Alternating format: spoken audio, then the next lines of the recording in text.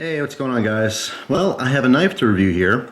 This is a very interesting, cool knife. It's certainly, first of all, something completely different, something new that I haven't seen before. I'll put information in the description box. But this is only the fourth knife that he's ever made. And right off the bat, I'm going to say that I'm extremely impressed to know that there's only the fourth knife he ever made. And to boot, the majority of this knife was made on a 1" by 30" grinder, like the ones you can get for like 50 or 60 bucks from Harbor Freight.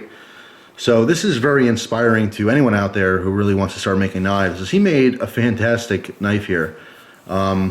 He's talented, and I love to see where he goes in the future as far as knife making. Definitely someone to keep your eye on.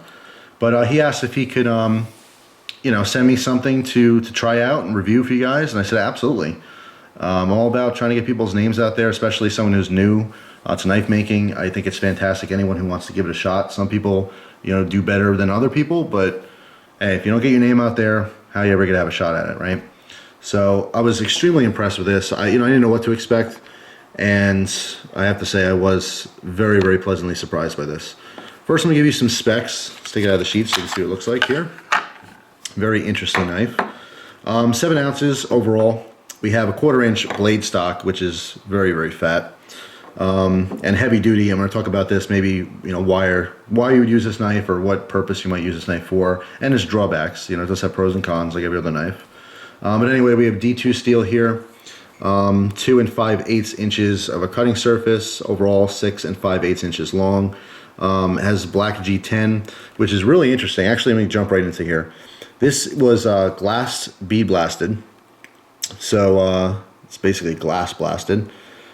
And I really, really like the texture on this handle. And for the life of me, I swear to God, I sat here for 5 minutes trying to think how I can explain this texture, and I can't. The only thing I could think of was rubbing the top of an old VCR with lots of small little holes in it.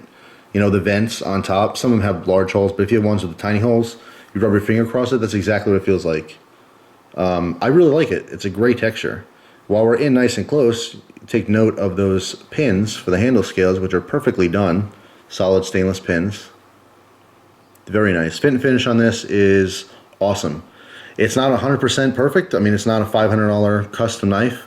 There are slight imperfections, like right here, but really so minimal. Again, for someone's fourth knife ever, I don't know if in the future, who knows when, but I like to obviously start making my own knives at some point in my life. I don't know if my fourth knife will be as good as this. Very, very impressive. But overall, like I said, the fit and finish is very nice. There's no gaps in the scales at all. I like the design of the handle. All right, first of all, we do have a shorter, stubbier, wide blade, but he gave me a full-size handle here. All right, it's kind of a bird's beak style. If you look at the old revolvers, the bird's beak revolvers, just obviously the curvature on the back is very nice on your palm. Wherever your hand happens to have it land, it's going to be comfortable for you. We have a slight finger choil, nothing crazy, but it does give me a nice grip under here, and the blade does extend down.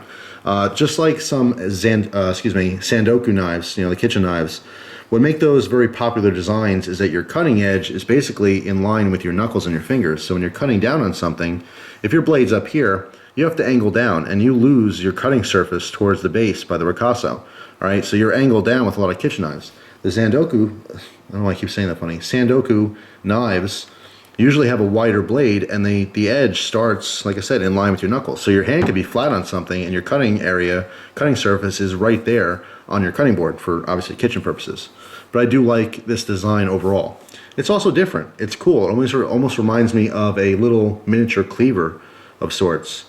I don't know how to describe this blade other than maybe an asymmetrical, modified, recurved Tanto clip point. That's the best I can do for this. This is like a big old buoy blade that you went into the wall, and the blade wasn't steel, it was made of rubber, so it kind of like compressed down.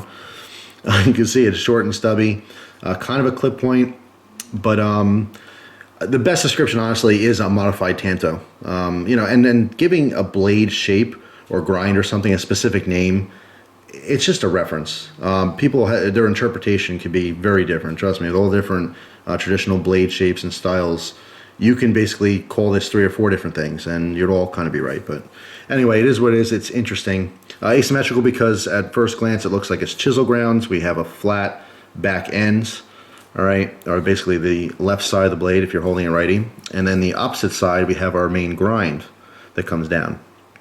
All right.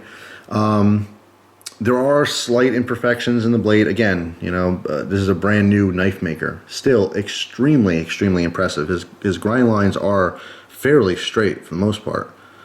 So I was very impressed by that. Even though it looks chisel ground, it's not. We have a traditional V grind on our edge, which is also very consistent all the way down on both sides. All right, so pretty darn even. And then he did an interesting grinding on our tip here. Kind of kept it rounded. Actually, admittingly telling you that for like 5 minutes I went like this and I just kept rubbing it. I don't know why, it felt good. It was nice and smooth. It was cool.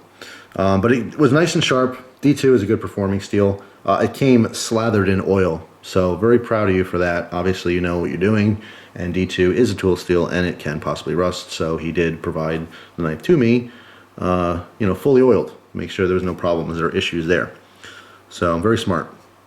The performance on this and cutting it, because of the semi-chisel grind on this, it will push material off to the right, for me anyway, in using this. Also, it was very, very sharp, but there's no real tip, so penetration, you know, is lacking on this particular one, but that's just by design. It shouldn't be a fault or a con or anything like that. It's just the design of this particular knife. The performance was very good. I did have a little bit of an issue because of the, you know, 1/2 inch stock here.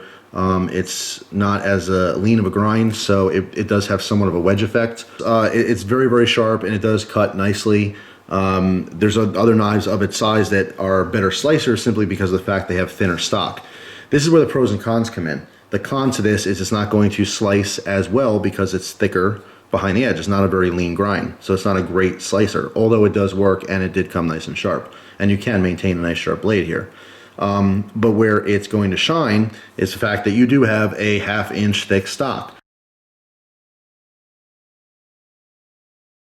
So I would be very comfortable, and you know, God forgive me for even saying this, but I'd be comfortable prying stuff with this knife. I do not feel like it is going to snap or I'm going to have any issues. I can do some decent heavy duty prying and not worry about this having an issue. Whereas, you know, if you have a much thinner stock on your blade here, it's going to be more of a knife and perform better for you as a knife, but will only be a knife. I know it's a big trend for people to get these overbuilt knives these days, and they want to be able to pry open boxes and hammer with them and everything else. If that's you, and you like to abuse your knife and rely on it, this is the style knife you want to get. And he executed that style very nicely, I have to say. Another thing I mentioned recently in my EDC video is that I like, believe it or not, these thicker stocks with the thinner handles. You still get the overall same width you would on a normal knife of its size. But it's just something about it. It looks cooler. It feels good. There's more heft for the knife. It just feels more solid, even though a knife with an 1/8 inch stock would be a very solid knife too. It just feels good in the hand. It looks good. It's cool. But as far as comfort, still very comfortable. Kept that same exact style, you know, as far as the width on this handle. The form factor is what I was trying to say. So overall, I have to say, for your 4th knife, you know, home run. Seriously, these tiny little imperfections, that's what they are. They're tiny little imperfections. I'm very proud of your work. I'm, you know, very, very excited to be able to have used this knife. I think it's a great knife. It looks cool. It's very functional, and it is good for hard use. I don't know if I'll ever pry with it or anything like that, but I'd be very comfortable if I did. As far as the sheath goes, also very nice fit. It is a carbon fiber style Kydex, but he did a good job on that as well. Fold over style here. I'm going to put his information in the description box. Being that this is only his 4th knife, and I'm not sure how much free time he has, but if you guys like this design, this is very unique, and I really like it, and I have to say it is a good quality knife. It fits a different type of need for a knife. I probably prefer, especially for like an EDC blade, I prefer a thinner stock with a much you know, skinnier or leaner grind so that it's a better slicing knife. But if you're into hardcore thick knives, This is definitely one you should have. I'm not sure what he charges for this. He had sent this for me to review for him. But I would definitely hit him up with a message if you like this style knife and see what he's charging, and if he, is able to or is interested in making more knives for people to sell. But I'm sold on it. I think it's really cool. And if he does continue doing this, which I really hope you do if you're watching, great job, man. Keep it up. I love to see how you progress. And there's a lot of people on YouTube. I'll throw it out there. Gavco, Tough Thumbs, Kylie, Knives and Stuff. These people are just doing an amazing job. Also, Dirty Reviews. Dirty's making some awesome knives. There's really a slew of people, and I don't want to forget anyone, but watching these people progress into knife making, it's been amazing. These people, they're my friends, and I don't get to go and hang out with them in person or like do things in person, but we only have an internet relationship. But I'm very proud of them as friends. Seeing the progression, what they're doing, it's amazing. It's amazing. I'm watching people live their dream. All these people love knives, and they want to make it a career because they're passionate about it. And to me, it's phenomenal to see them doing it. You're watching someone's dreams come true. And I'm all about supporting those people, and I'm very proud of all of them. So it's very, very cool. The link will be in the description box, and keep an eye on this one. See where he goes with this stuff. Even 5-6 years from now, you might see him at one of these trade shows with a big line around, the end of the booth. So that's it. Thanks for watching. Hope you guys have a great day. And I will see you soon. Take care.